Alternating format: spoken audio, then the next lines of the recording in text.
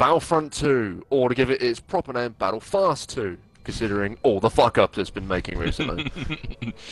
I'm more of a fan of Matt. Battlefront 2. Both are great. Matt, you've been playing the full version. Yep. Ben, as far as I'm aware, you played the beta and you played the old one. I Yeah. haven't played either, and I don't like Star Wars. Let's go. Let's go, team! Alright, Matt, what are your opening thoughts?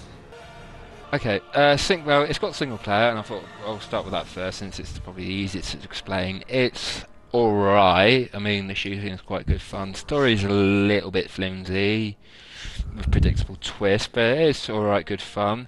The multiplayer, it would have been alright if it wasn't for the fucking loot boxes, EA. Is it really? so? Like, is it as game damaging as it seems? Yeah, because like not like with like other multiplayer games, so like your Call of Duties and all that, you can unlock new stuff by progression. So like leveling up with your class and all that, and it makes sense. But EA and then Infinite Wisdom have tied up the progression system to the loot boxes. So allow me to explain. So like the classes are Assault, Specialist, Officer, and engineering type one. I can't remember off the top of my name. Right, and unlike like Battlefield 1 for example, you gained XP and they leveled up. They only level up when you collect enough loot cards with them through loot boxes. So you have to collect the cards that you probably have to pay for, and then you start leveling up. Yep. Right, that's fucking dumb. Next. But you can earn them. I'm sure you can earn them normally, like through gameplay in general. Like you don't have to buy them, but it's giving people the option again to speed up. But that gives people who don't want to spend any money a complete disadvantage over everyone else. Is it not? I mean, you can get like credits and things by completing challenges, but they're only like it's like spare change you've just been given. It's a microtransaction and loot box hell, if that's probably the best way to explain it.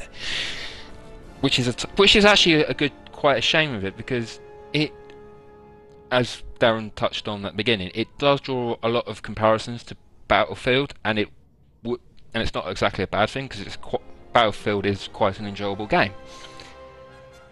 But they just seem to fucked it with tied up with loot boxes, and which has totally fucked it.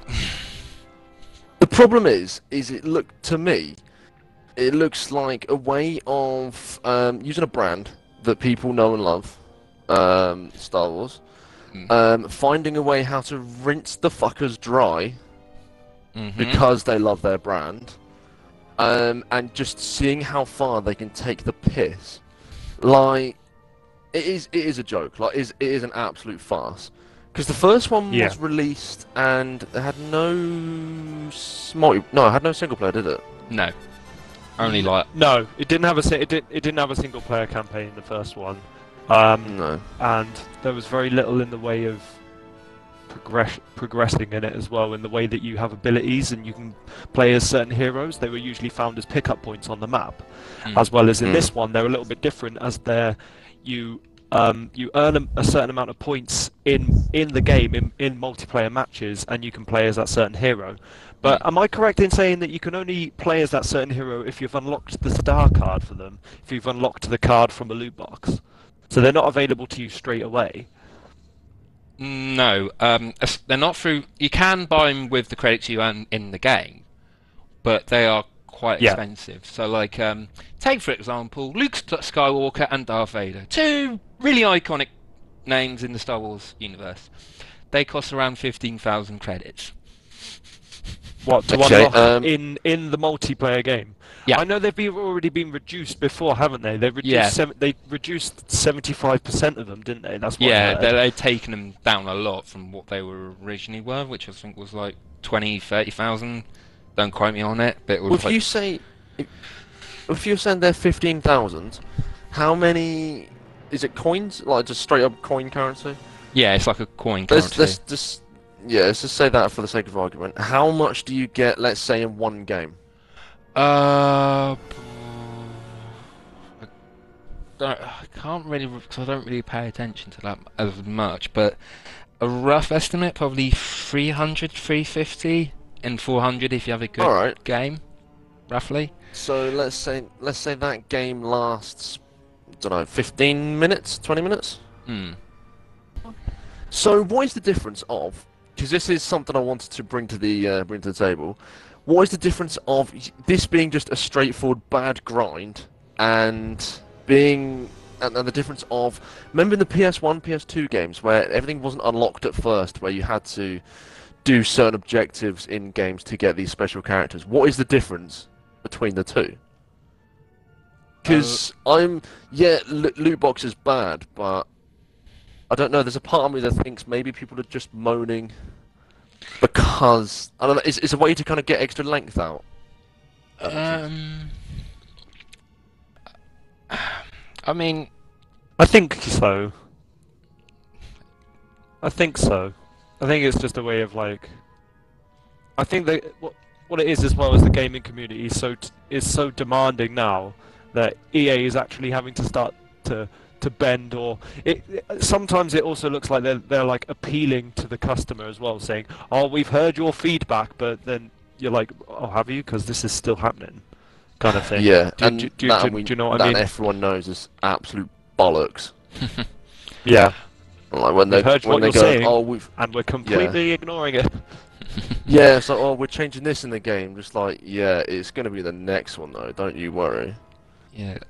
I mean, going back to loot boxes, I mean, probably I can see why people might have overreacted, but I can see the problem with it because they tied it in the progression system, and that's what kills the game for me.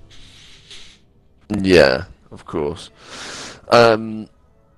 So, any other sort of keen points on it graphically? Is it alright? Yeah, when I played the beta, even in the beta stages, graphically it's always been a beautiful game. Don't get me wrong, because it was on Battlefield 1. It was Battlefront 1. Apologies, Battlefront 1. You're doing it now. Was a fantastic game. Yeah, I know.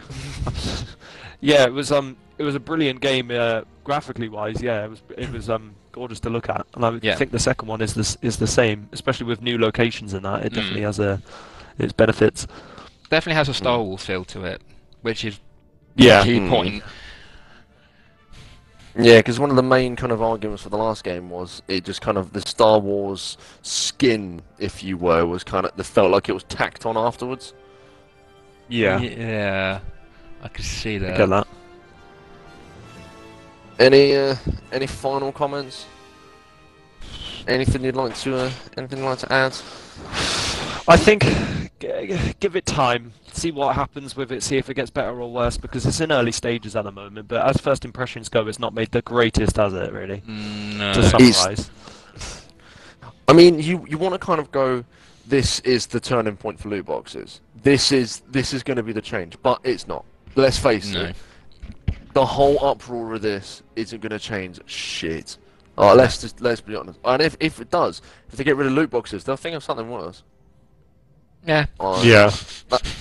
Now I've got my new sunny disposition. I think we'll put a cork in that one. Cork. Matt. We'll do the social links. Matt, what's the YouTube account? Oh God, I don't know. Hang on. XMVR official. Hey, Twitter account.